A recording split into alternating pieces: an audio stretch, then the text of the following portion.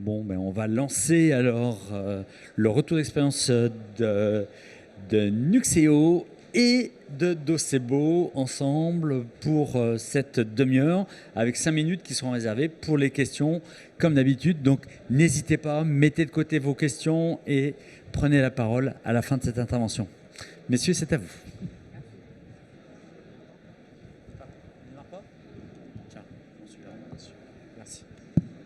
Ça devrait mieux marcher.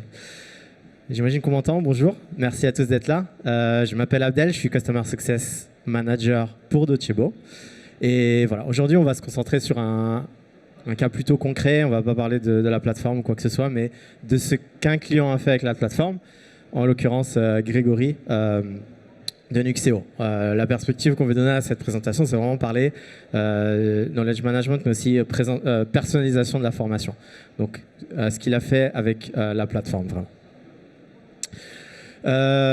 Voilà, on suit une structure assez classique, donc présentation, contexte, choix de la plateforme. On veut vraiment se concentrer plus avec Grégory sur, comme j'ai dit, la personnalisation, décidément, de la plateforme. On va vous présenter vraiment, et je pense que Grégory va vous faire voir ce qu'il a fait avec la plateforme en termes d'expérience utilisateur, en termes de contenu, la manière dont il a organisé les contenus.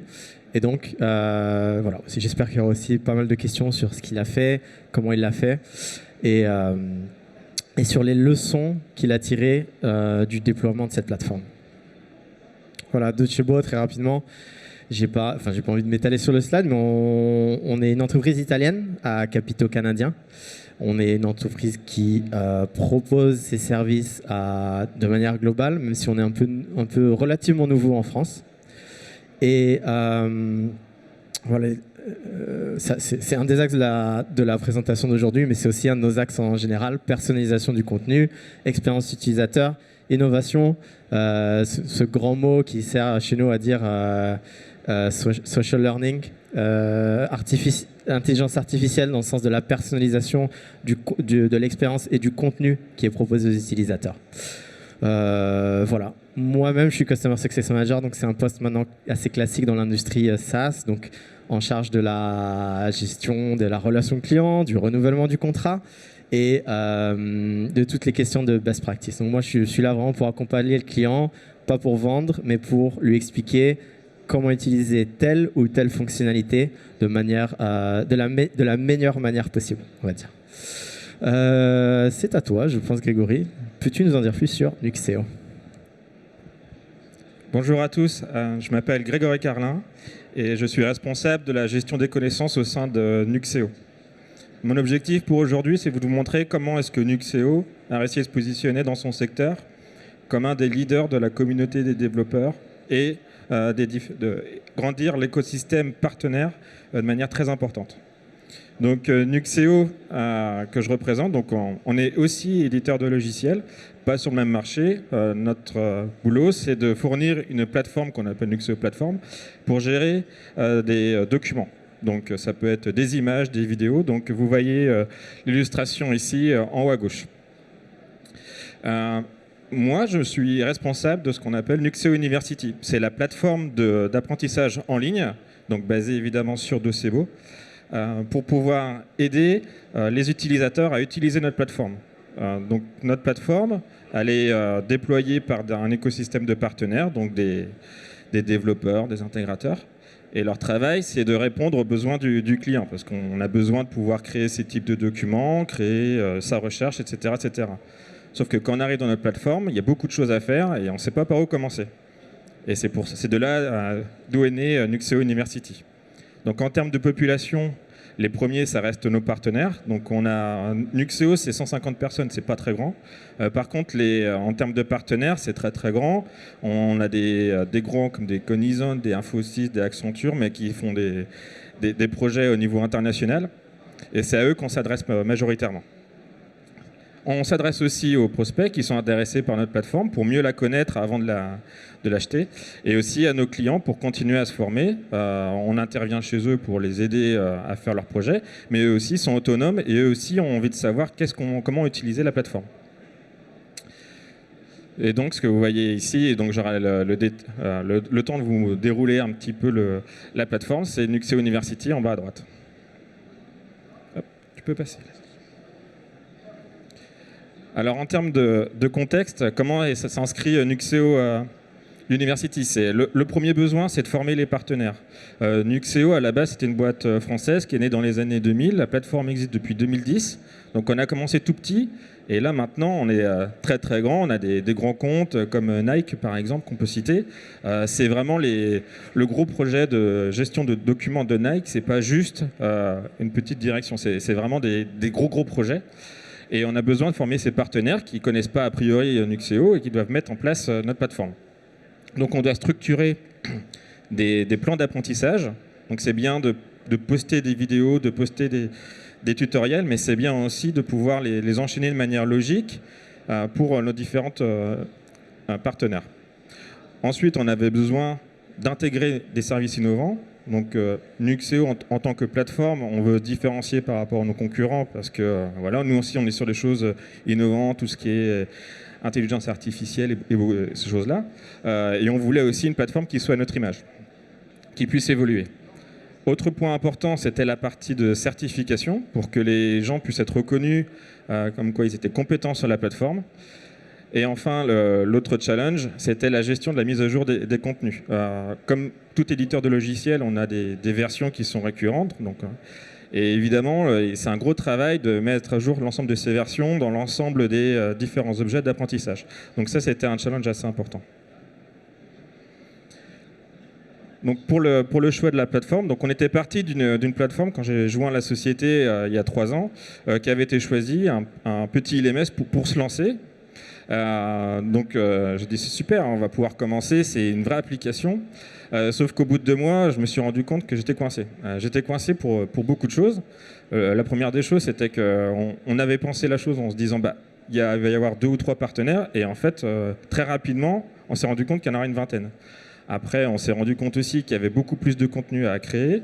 Et c'est pour ça qu'on était coincé, on a dû changer de plateforme. Donc on a fait une étude, donc on a fait une étude de solution et un POC, donc avec Docebo et d'autres solutions. Et en fait, ce qu'on a retenu Docebo pour plusieurs choses. Donc si je prends les points principaux, le premier c'était la capacité à sortir du cadre.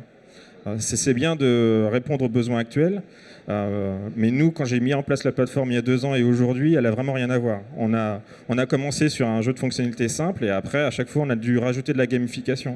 C'est bien de ces bouts-là. Après, on a dû se dire, on va rajouter un programme de certification avancé avec des prérequis, chose qu'on n'avait pas pensé auparavant. Et ça, on pouvait le faire, et ainsi de suite, et ainsi de suite. Et c'est pour ça qu'en POC, quand on posait les questions de savoir si c'était possible, on s'est rendu compte que c'était possible effectivement. L'autre point important, c'était le côté intuitif et simple. Nous, on s'adresse à des gens qui n'ont pas envie de comprendre comment fonctionne University. Ça doit être direct, simple, et je veux aller voir mon information et je veux pouvoir savoir faire une fonctionnalité de manière autonome. Et ça, c'était un des axes importants qui nous a fait pencher sur Docebo. Il y avait des autres LMS où on devait cliquer dans tous les sens, où c'était des arborescences un peu compliquées. Là, on allait droit au but, et c'est pour ça qu'on est parti sur cette solution. L'autre côté aussi intéressant, c'était la partie de gestion générale du LMS. Donc au début, quand on commence dans ce genre de plateforme de e-learning, on se dit je vais avoir un endroit où je vais déposer mes vidéos et puis je vais publier mes vidéos. Sauf que nous, très rapidement, on s'est retrouvé dans le cas où on avait des contenus qu'on devait réutiliser dans d'autres contextes, parce que c'était un coup c'était plus orienté configuration, un autre plus orienté pour un développeur, pour un utilisateur final, et réutiliser ce même contenu, on ne voulait pas faire de copie ou ce genre de choses. Donc ça, c'était très bien adapté côté Docebo. Et enfin, tout ce qui est le côté marketplace et fonctionnalités qui était très exhaustif, donc on s'était dit on part assez sereinement. Donc je vais vous faire une petite démonstration de Nuxeo University. Hop, je vais me passer là, ça sera plus simple pour passer les slides.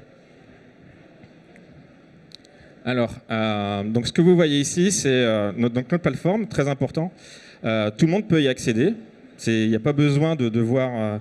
C'est pas payant, c'est gratuit, puisque Nuxeo, j'ai peut-être oublié de le dire, c'est une solution qui est open source. Donc on est un peu dans cette philosophie cuisine ouverte. On peut regarder ce qu'il y a dedans. Et bah, nous, le côté University, c'est pas quelque chose qu'on fait payer à nos personnes, c'est quelque chose qui est libre d'accès. Vous pouvez aller sur university.nuxeo.com, vous serez sur cette page, et vous pouvez vous créer un compte en haut à droite, donc avec votre adresse Google ou quoi.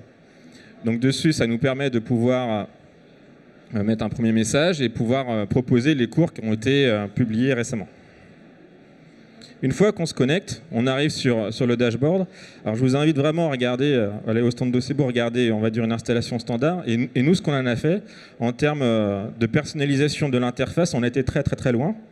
Donc après, notre objectif, c'est pas de faire du design à fond, mais après, l'outil nous donnait la capacité A. Donc on a vraiment pu s'aligner même sur le même chart graphique que le site web, de sorte que ça paraît vraiment une application qui sort de chez nous. Donc quand on se connecte, donc la première chose qu'on a dû mettre en place, et ça c'était très important, c'était ce que vous voyez, je suis nouveau dans Nuxeo Platform, je veux découvrir. Donc ça c'est quelque chose qui n'était pas présent initialement, on n'avait pas pensé, on avait juste proposé ici la bibliothèque de cours. Et très rapidement, on s'est rendu compte, les gens ont envie d'apprendre, il faut pouvoir les guider. Donc on a mis ici tous les plans d'apprentissage pour pouvoir se lancer dans la plateforme. Et on va le découvrir dans la slide d'après. Ensuite, ce que vous voyez ici, et ça c'est aussi un cas qui est propre Nuxeo, mais après je pense que vous pouvez l'adapter à votre contexte, c'est qu'on a des populations différentes qui vont accéder au contenu. On a des personnes qu'on va appeler plus utilisateurs finaux. Eux, ce qu'ils veulent, c'est je veux découvrir la nouvelle fonctionnalité de fédération de contenu de Nuxeo. OK ? Mais c'est juste je regarde une vidéo et je sais ce que ça fait. On a des personnes qui, eux, vont travailler sur la partie configuration. Donc, comment est-ce que je configure la plateforme? Donc là, c'est déjà plus avancé. On a aussi des développeurs, donc des développeurs qui font de l'interface, des développeurs qui font vraiment du code, et eux aussi ils s'intéressent à ça. Donc vous voyez qu'on fait vraiment le grand écart entre la personne qui connaît rien au code de Nuxeo et la personne qui veut aller dedans pour se lancer.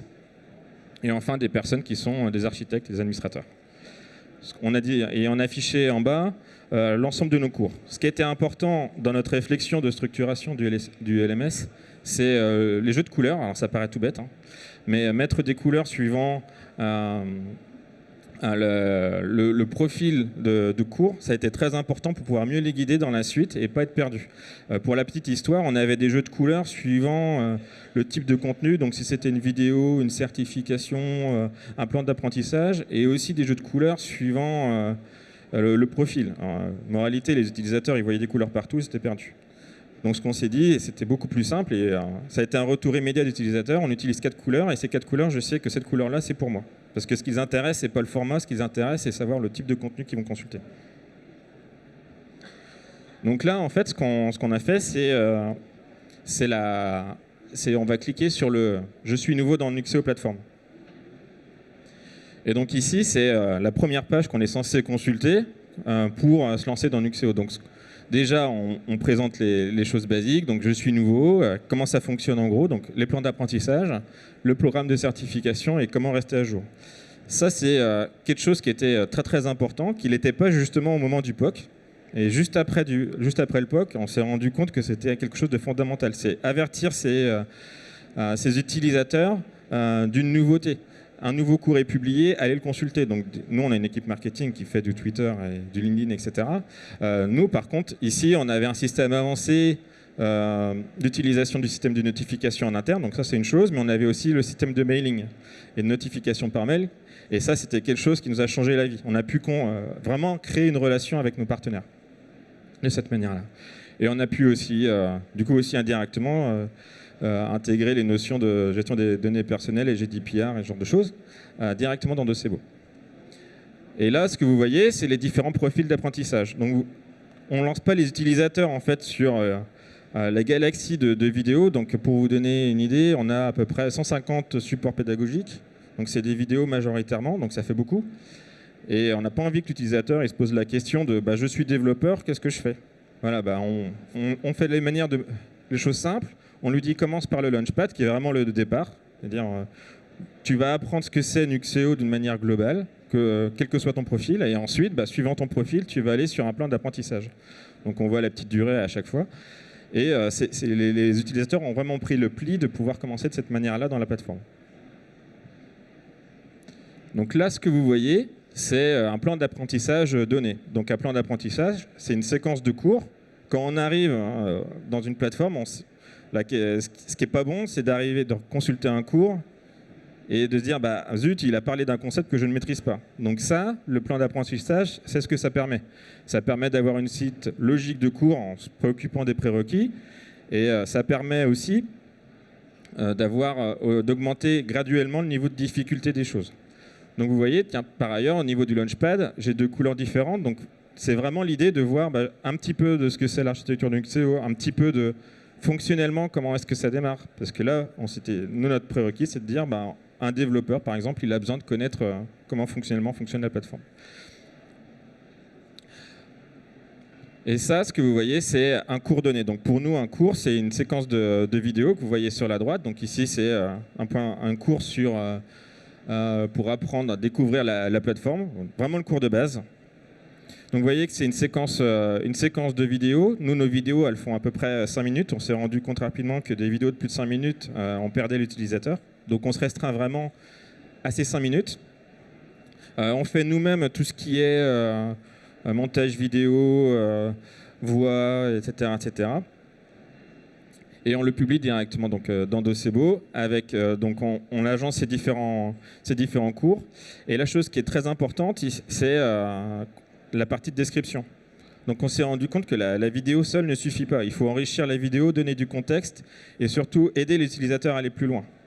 Je veux découvrir la plateforme, c'est pas parce que j'ai vu 5 minutes de vidéo que je comprends. J'ai besoin d'aller plus loin. Dans ce cadre-là, je vais pouvoir regarder les infos. Donc très important, je travaille quotidiennement avec la personne de l'équipe documentation. Donc on a une documentation exhaustive et à chaque fois, justement, on référence tous nos liens de documentation ici. Et on fait exactement la même chose côté documentation. On référence toutes les vidéos qui sont liées. Donc c'est bidirectionnel. Et ça permet vraiment, et on l'a vu en travers de stats qu'on a monté, qu'on a vraiment ce lien entre les 2 plateformes.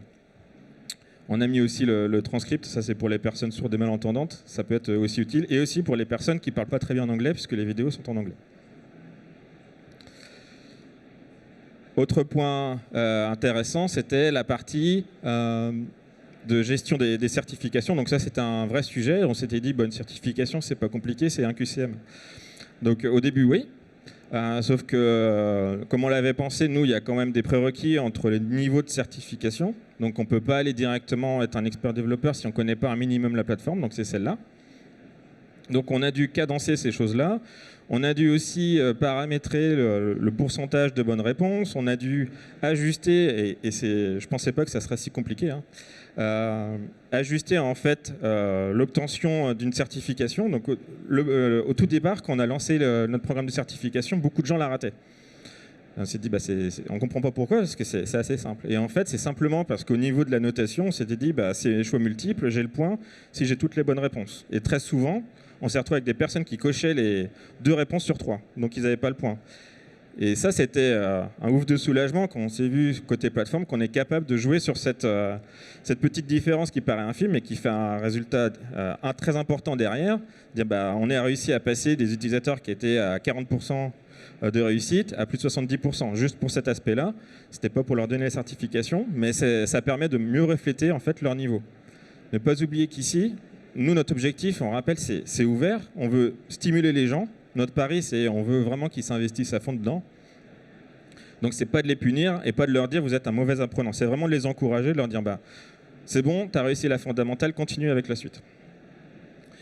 Et donc ici aussi, on a indiqué comment se passe la certification. On a mis les prérequis, donc en pointant sur les plans d'apprentissage, des astuces, etc. Donc là, vous ne le voyez pas, mais sur la partie de gauche, on a un petit panneau qui s'ouvre et qui se ferme. Ça, on l'utilise surtout pour pouvoir organiser les cours de manière différente. Donc ça, c'est un besoin qui était finalement important. Il y en a qui cherchent juste à avoir tout ce qui est certification ou tout ce qui est exercice, indépendamment de savoir si c'est du développement, si c'est juste du parcours. Et il y en a, ce qui les intéresse, c'est vraiment par spécialité. Donc moi, je veux voir tous les cours qui sont sur la configuration de la plateforme. Donc du coup, je vais tous les afficher ici et l'utilisateur va choisir ce qui l'intéresse. Si on se place maintenant du côté Nuxeo, nous, ce qui nous intéresse, c'est de pouvoir monitorer tout ça et de s'assurer que, on voit bien qu'au fil du temps, les utilisateurs arrivent de plus en plus nombreux sur la plateforme, sont de plus en plus engagés, regardent de plus en plus de contenu. Donc la partie de reporting a été vraiment fondamentale pour nous. Donc là, on voit l'évolution au fil du temps sur l'ensemble de nos cours. Donc ça nous donne aussi des bonnes stats sur ce qui intéresse les gens pour que nous, même après, sur des vidéos qui sont peut-être plus marketing, pouvoir plus attirer les personnes, pour convaincre des personnes de regarder les vidéos pour que nos clients, par exemple, s'orientent sur des services innovants et se disent « Ah, je suis intéressé » et pouvoir enclencher un système de vente derrière. Donc là, vous voyez donc le nombre d'enrôlements, de complétudes. Donc vous voyez, on est vers les 40 000. Donc c'est pas petit, Nuxeo University. Moi, j'estimais vraiment pas ça au tout départ, mais c'est vraiment parti très très fort. Et donc là, on voit le taux au fil du temps de complétude des différents supports. Ensuite, c'est la slide qui fait peur. C'est du code. Super. Donc c'est pas du code pour découvrir Nuxeo, c'est du code pour vous montrer simplement que nous, tout Nuxeo qu'on est et tout ce que Doceo peut être et peut offrir en termes de capacité pour du reporting, il y a quand même des besoins qui sont hyper spécifiques et qu'on ne peut pas modéliser dans l'outil. Ça c'est évident. Et donc du coup, on a dû un peu nous faire appeler les différentes API qui sont disponibles par Docebo. Donc je suis un petit peu développeur dans l'âme et pouvoir construire nos propres dashboards à nous. Donc ici, en fait, c'est ce qui nous a permis, donc c'est quelque chose qu'on exécute tous les mois. Donc on utilise les API natives de Docebo, c'est quelque chose de super simple. Et donc ça nous permet d'avoir notre tableau de bord sur l'ensemble des partenaires, de se dire, voilà, eux, ils sont plutôt bons en termes de fondaments sur le premier niveau par rapport au reste, et on voit où est-ce qu'il y a des trous dans la raquette. Et ça, c'est fondamental quand on fait le suivi des partenaires. Donc, j'appartiens aussi à cette équipe-là pour leur dire, OK, tu es certifié, tu en as beaucoup, mais tu es bloqué au premier niveau. Et pour moi, ça n'a pas beaucoup de sens. Tu n'es pas expert si tu as juste la première niveau. L'objectif, c'est bien de continuer. Donc voilà, sur cette partie. Donc c'était un succès, évidemment, mais j'en reviendrai juste après. Ce qui est intéressant aussi, qu'on avait inclus dans l'étude, donc on fait très souvent les retours sur investissement, donc on essaie de les calculer, mais aussi on a fait une étude de retour sur non-investissement. Qu'est-ce qui se passe si on reste avec notre ancienne plateforme? Et ce qui m'a aussi servi finalement à pouvoir vendre en fait Docebo derrière. Pourquoi est-ce qu'on a pu passer dessus? En restant sur l'ancienne, maintenir les cours, c'était franchement impossible. On fonctionnait par copie. En termes de recherche et tout ça, c'était vraiment la catastrophe. Donc vraiment, maintenir les cours était très important pour ne pas se retrouver avec des cours qui montraient des contenus qui dataient d'il y a 3 ans ou 4 ans. L'augmentation des opérations manuelles, au tout départ, je passais énormément de temps à moi-même valider les certifications. Je n'avais vraiment pas le choix. Là, j'ai totale confiance en l'outil pour pouvoir valider une certification, lui donner son diplôme, lui dire de continuer, etc. etc. Donc, pour la petite histoire, on a même intégré le système de certification avec des exercices de code en ligne qui donnaient les résultats directement dans la plateforme. Ce qui était le gros problème de rester avec l'ancienne, c'était le manque de communication. Encore une fois, je vais parler du système de notification derrière. Ça, c'était fondamental et ça a changé notre vie, de pouvoir échanger directement avec nos utilisateurs qui ont utilisé le module de chat, qui ont utilisé les notifications, qui ont envoyé des emails pour pouvoir travailler avec nous pour améliorer les contenus, produire des contenus qu'ils attendaient, parce que c'est pas forcément simple de savoir ce qu'attendent les utilisateurs. Et ne pas partir, ça aurait été vraiment compliqué de gérer où on est un partenaire, tout simplement. Donc je vais laisser la main à Abdel pour vous expliquer le déploiement du projet. Merci. C'est un slide assez théorique, je ne sais pas si je vais passer beaucoup de temps dessus. Le point de ce slide, c'est vraiment de vous dire qu'on ne livre pas un LMS en 3 mois après la phase de mise en place, en s'attendant à ce que ça ne change pas après. C'est un peu en lien avec ce que disait Grégory au début. Le projet LMS va forcément changer au cours du temps, donc on essaie d'accompagner le client dans différentes phases qui ont des noms indicatifs et très théoriques ici. Mais la question, par exemple, de la roadmap est importante. On a des nouvelles fonctionnalités qui sortent techniquement toutes les semaines, plus tous les 3 mois. Ça va être tous les mois maintenant. Et donc, le fait d'être en contact avec Grégory et de voir comment ces nouvelles fonctionnalités peuvent lui servir a été vraiment utile. Je pense qu'on va laisser un peu de place au résultat leçon. Je pense que ça a un peu plus de valeur. Merci. Donc c'est la dernière slide avant les questions. Donc les résultats et les leçons. Mon premier choix, première chose importante, c'est quelque chose qu'on ne regrette pas. Donc toujours 2 ans après, on s'est dit on a bien fait de partir avec Docebo, et la crainte de tout le monde était de se dire au bout de 3 mois, on voit qu'on est ric-rac. Là, on est toujours hyper content. On l'a même pour information. Maintenant, on est en train d'intégrer Docebo dans notre onboarding interne quand on a un nouvel employé. Donc ça touche même à la partie ressources humaines. On a fait des tracks spécifiques pour les nouveaux arrivants, quel que soit leur profil. Et maintenant, je rencontre tous les nouveaux arrivants de la boîte. Donc on est une boîte dans l'IT, ça tourne. Et donc c'est très important qu'ils soient productifs assez rapidement. Donc vraiment, notre onboarding interne, c'était très important.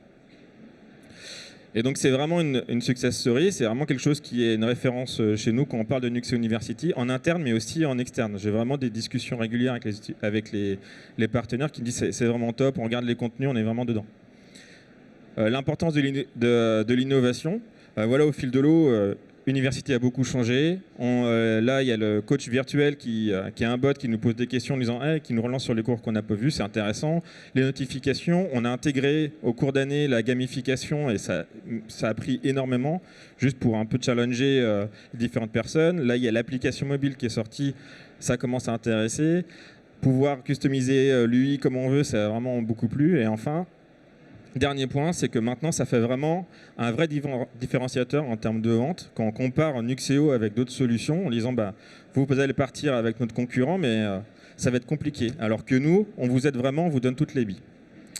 Je vous remercie de votre attention et si vous avez des questions, on est à votre disposition. Il y a une personne super motivée.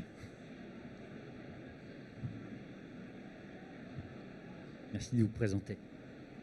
Oui, bonjour, Jean-Philippe Berlancourt, je suis à la Thales Digital Factory.